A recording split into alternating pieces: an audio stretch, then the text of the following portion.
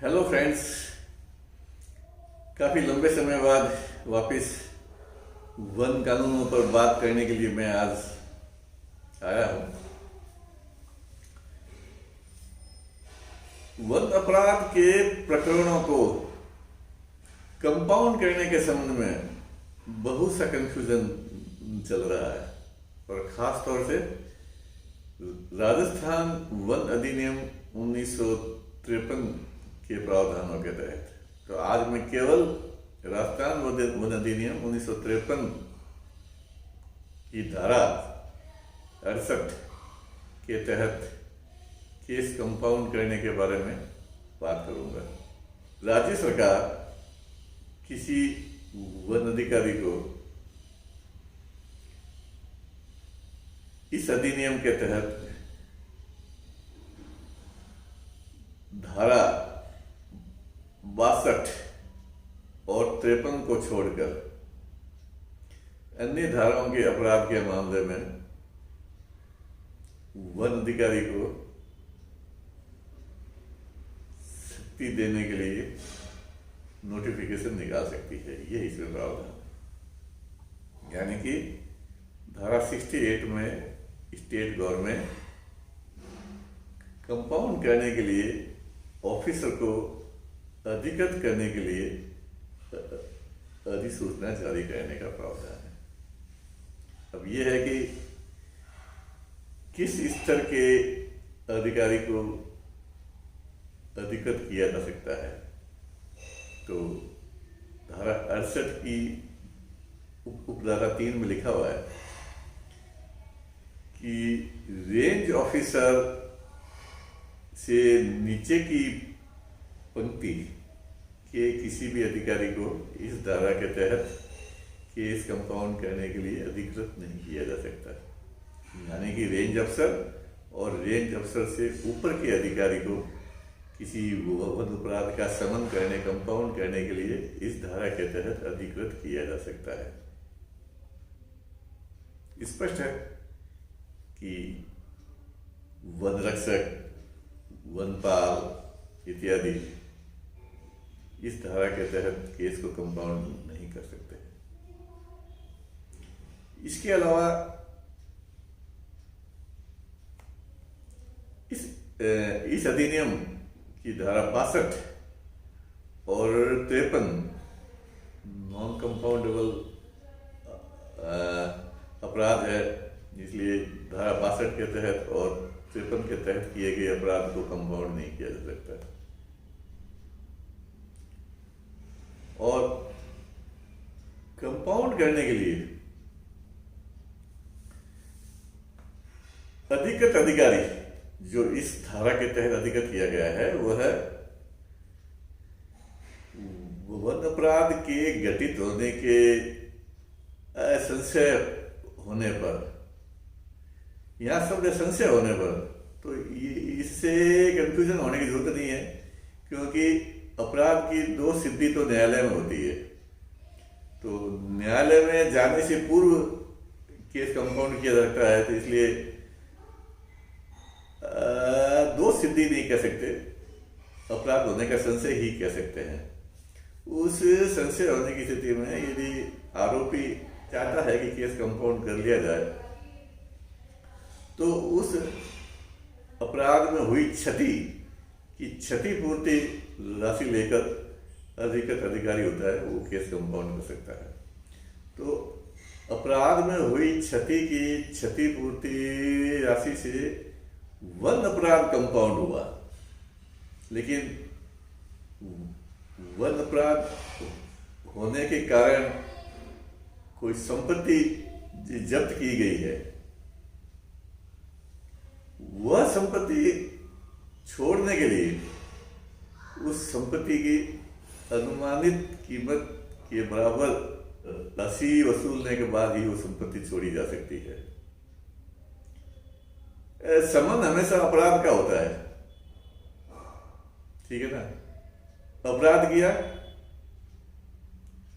उसको कंपाउंड किया। कंपाउंड को हम दूसरी भाषा में कह सकते हैं राजीनामा, कि भाई मैंने ये जो अपराध किया तो इतने पैसे ये क्षतिपूर्ति के मैं वे देकर राजीनामा कर सकता हूँ। लेकिन जो संपत्ति जब्त की गई है वह संपत्ति तो कॉन्फिस्केशन करने योग्य है। तो कॉन्फिस्केशन करने योग्य संपत्ति को छोड़ने के लिए उस संपत्ति की कीमत के बराबर राशि वसूलने के बाद ही वह अधिकारी उस संपत्ति को छोड़ सकता है। हमारे विभाग में कई मामलों में बड़े कीमती वाहन जब्त करते हैं और थोड़ी सी राशि वसूल करके उनको छोड़ देते हैं। यह गलत है, ये सरकार को नुकसान हुआ है। यदि कोई ऑडिट पार्टी के ध्यान में यह आ जाए कि 3 लाख का वाहन जब्त किया गया था, उसको 51,000 लेकर के छोड़ दिया, तो शेष राशि जो है ना वो उसकी उस अधिकारी से रिकवरी की जा सकती है। तो सबसे पहली बात तो ये हो गई कि रेंजर से नीचे के अधिकारी को तो अधिकृत किया ही नहीं जा सकता है, इसलिए रेंजर के नीचे के अधिकारी को तो केस कंपाउंड करना ही नहीं चाहिए अपने स्तर पर। दूसरी बात कि केस कंपाउंड करने के लिए धारा 68 के तहत जो नियम बनाए गए हैं उनका अवलोकन करना चाहिए कि किस वन अपराध का शमन करने के लिए, कंपाउंड करने के लिए किस स्तर के अधिकारी को अधिकृत किया गया है। तो अभी तक केवल एक ही अधिसूचना जारी हुई है, वो मैं आपको बताता हूं। राजस्थान सरकार द्वारा राजस्थान वन अधिनियम 1953 की धारा 68 के तहत कि केस कंपाउंड करने के लिए जो अधिसूचना जारी की है वह अधिसूचना 6 मई 1983 को लागू की गई है। वो मैं आपको पढ़ के सुनाता हूं।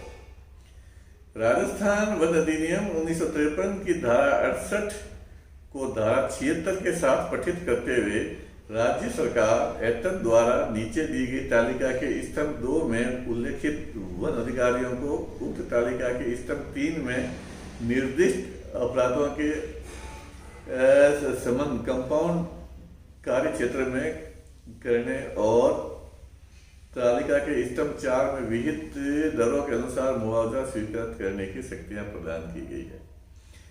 पहला यह है कि रेंज स्तर के अधिकारी को किया गया है कि सिर बोझ, पशु बोझ एवं साइकिल बोझ से वन उपज परिवहन करने के संबंध में। और दूसरा ऐसे लागू किया गया है सहायक वन संरक्षक को बैलगाड़ी या पशु द्वारा चलाए जाने वाहन से वन उपज परिवहन करने संबंधी अपराध, और मंडल वन अधिकारी या उप संरक्षक को यंत्र द्वारा चलाए जाने वाले वाहन से वन उपज परिवहन करने के अपराध। स्पष्ट है कि केवल वन उपज के परिवहन करने के संबंधित वन अपराध को शमन करने के लिए, कंपाउंड करने के लिए आज तक एक ही अधिसूचना जारी हुई है, वो है 6 मई 1983 को। वन उपज का परिवहन धारा 41-42 के तहत वन अपराध है। धारा 41 के तहत किया गया वन अपराध को शमन करने के पावर भिन्न स्तर के वन अधिकारियों को अधिकृत किया गया है। इसके अलावा अन्य वन अपराधों का शमन करने के लिए अभी तक धारा 68 के तहत कोई अधिसूचना जारी नहीं हुई है। फिर भी हमारे विभाग में जंगल में से शाखा तराशी, पेड़ कटाई, अवैध चराई या भूमि खनन जैसे वन अपराधों के अपराध गार्ड फॉरेस्टर ही कंपाउंड कर लेते हैं। डीएफओ उस कंपाउंड की गई राशि को अकाउंट में एडजस्ट कर लेते हैं। तो ये मान लेते हैं कि डीएफओ ने वो राशि अपने मंथली अकाउंट में एडजस्ट कर ली है, इसका मतलब डीएफओ की सहमति हो गई है और जो डीएफओ ने उसको कंपाउंड किया है। लेकिन ऐसा है नहीं, ऐसा होता नहीं है। सबसे पहले तो वो कंपाउंड करने वाला जो आरोपी है वो अपनी एक प्रार्थना पत्र दे भी मैं इस केस को कंपाउंड करने की इच्छुक हूँ, और फिर उसके बाद में जो सक्षम अधिकारी है वो उस पर आदेश जारी करे कि भाई ये इतने रुपए लेकर के और इस केस को कंपाउंड किया जा सकता है। फिर वनपाल स्तर का आदमी या कोई भी अधिकारी के पास में रसीद बुक होती है पैसे जमा करने के लिए, तो उस स्तर का अधिकारी आरोपी से वो उतनी राशि लेकर के रसीद काट करके उसको दे सकता है।